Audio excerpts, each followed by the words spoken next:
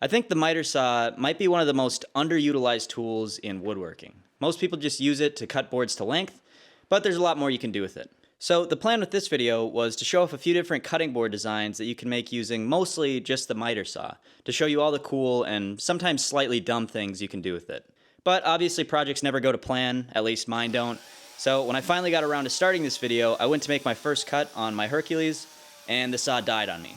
And it probably doesn't look that serious on camera, but the saw is sparking a bunch, and it smells really bad when it's running. Also, the brakes aren't working. It takes forever for it to wind down. And it sounds very, I guess, crunchy would be the best way I could describe it, which I don't think is a good sign. So I reached out to Weaver, and they sent me a saw to help me make this video.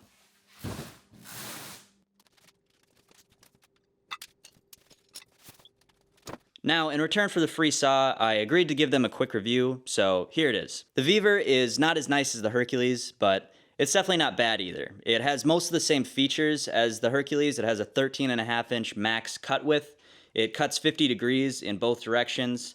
It has a depth stop. It has a sliding lock. It's double bevel, which is nice, and it also has a light line to show you where you're making your cut. So it's pretty close to the Hercules in terms of the features that it has. But the big difference here is that the Weaver saw feels noticeably cheaper. It's much lighter, and a lot of the parts don't feel quite as robust. But to be fair to Weaver, the saw literally is cheaper. It costs considerably less than the Hercules, so do with that what you will. Alright, sorry about that. Now let's actually start the project. I have 3 designs in mind for this video, so I'll start with the simplest one. And for this, you're going to need a board that is pretty crappy. A piece of wood that has a check or a split in it would be perfect. In my case, I'm going to cut off this dried out split end of this maple board that I had.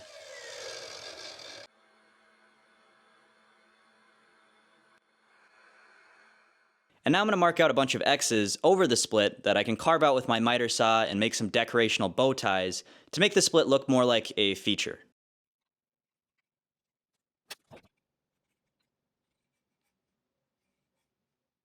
And when marking out those bow ties, I didn't go for any specific angle. I was just kind of eyeballing it until it looked good. So I don't know what this angle is exactly. I just had to mess around with the miter saw a bunch until it lined up with my marks. So now, going very slowly and carefully, I'm going to make some plunge cuts into the material until my marks disappear.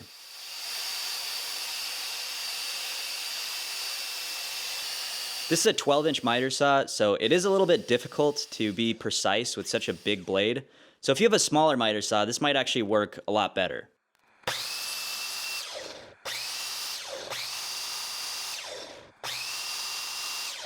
Next, I got to fill in those bow ties that I just carved and the split. And the simplest way to do this would just be with some epoxy. But my thought here is that the sawdust and wood glue will hopefully give more of a natural, subtle inlay than epoxy would. And also, in the interest of making this board as simple as possible, I figure that wood glue is a lot cheaper than resin and would probably be easier for a hobbyist to get. And I actually ended up really liking how this inlay turned out once it was all sanded, but let me know what you think.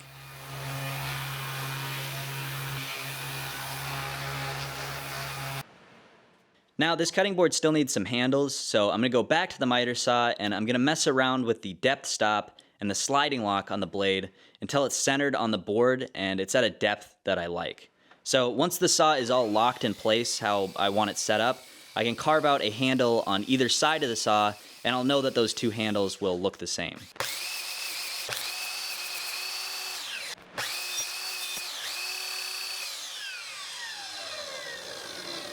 Last step is sanding and finishing, and if you wanted to keep this as a strictly miter saw only project, you could probably just hand sand everything or just skip sanding altogether, but I'm not going to do that. I'm going to use my orbital sander and sand everything to 220, and then I finish the whole thing with some butcher block oil.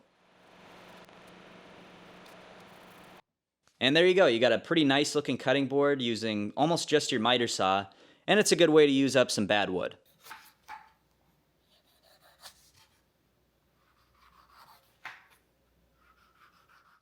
Now for this next one, I'm just going to mark out a bunch of lines in a pattern until I find a design that I like. I tried out a few different things until I settled on this one. And then I can carve out those lines at the miter saw again, similar to how I did it with the bow ties on the last board. This time though, some of the lines that I marked were too long to just plunge cut the whole line. So I had to set my depth stop on my saw so I didn't cut all the way through the board. Now this cutting board design is going to have some pockets carved into the right side, the side without the design. And I'm going to do this the same way that I cut out the handles on the last board. I'm setting a very shallow depth, and then I'm locking the blade in place so that I can make several cuts across the length of the board while keeping the same blade position. And the idea with these pockets is to have a way to keep the different things that you're cutting separated while you're prepping the food. And this is something that I've seen in a few other popular cutting board designs, and it just seemed like an idea worth stealing. Now this time, when filling in those kerf lines left from the saw, I'm actually just going to use epoxy with black pigment. The sawdust and wood glue was a fun experiment, and epoxy is more expensive, but it also works way better at filling big gaps like these. I like how the wood glue and sawdust inlay looked in the last board, but the big problem with the wood glue is that it shrinks so much when it dries, so I had to refill in a lot of spots on that last board. Epoxy, on the other hand, though, doesn't really shrink much, or at least not a noticeable amount. And again, I just sanded this board up to 220 grit and finished it with some butcher block oil.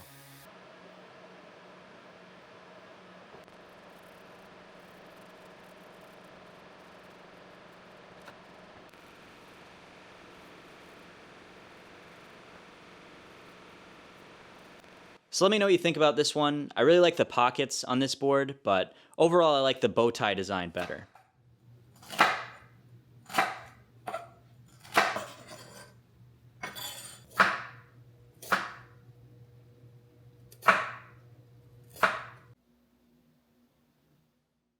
Last iteration, if you're still with me, and this one I think is the coolest looking of the bunch, but it's also a lot more complicated. I have to use several other tools, and it's kind of useless. This one is more of a serving tray than a cutting board, and you'll see why later. So I'm going to start with this piece of aspen, and I'm just going to make a bunch of cuts in it at random angles, just wherever. And again, I have my depth stop set so that I don't cut all the way through the board.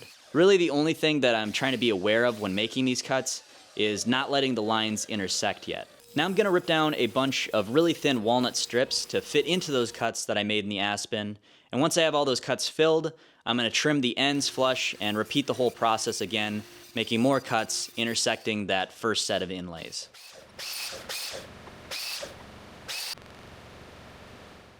And as I repeat this process over and over again, it's going to start to make, to me, what looks like a very random, almost Kumiko design that's really unique and hard to replicate, which I really like. I also mitered the ends of this aspen board at 50 degrees to give it less of a blocky shape. Now, at the moment, this piece is very small. It's definitely not big enough to be a cutting board or serving tray on its own. So what I have to do next is build a border to go around this middle piece to give it some more size. The two long sides of the border are really easy. I just need to cut out a couple of rectangles. But the shorter sides are where it gets tricky because I have to make those fit around the mitered ends of the centerpiece. And they also have to have some type of handle so that you can pick up the tray. So starting with the handle feature, I'm going to set my depth stop, lock the blade in place, and bring the angle of the saw all the way to 50 degrees. And I'm doing this so that I can cut a cove along the entire length of this board. And this takes a very long time. A table saw would definitely be better for this. But the point of this video is to try and find as many ways to use the miter saw as possible, even if it's kind of stupid like this one.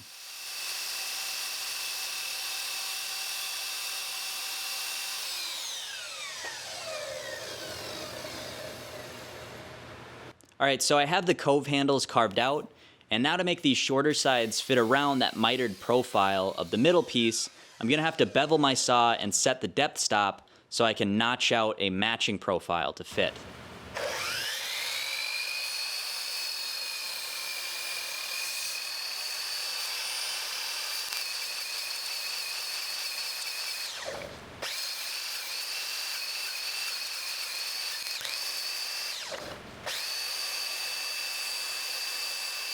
And now I can just cobble together these 5 pieces into one big board.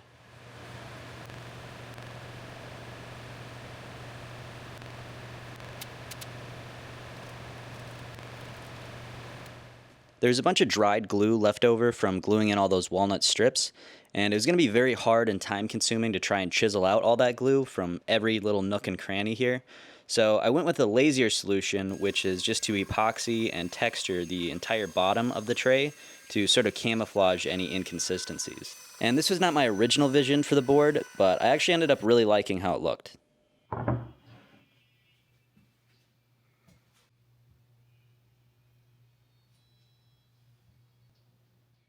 Anyways, here's the 3 boards finished. Hopefully you got some type of inspiration from this video to use on whatever project you guys are working on. And let me know in the comments if you have any other cool uses for the miter saw. I always appreciate when people leave comments for ideas that I can steal.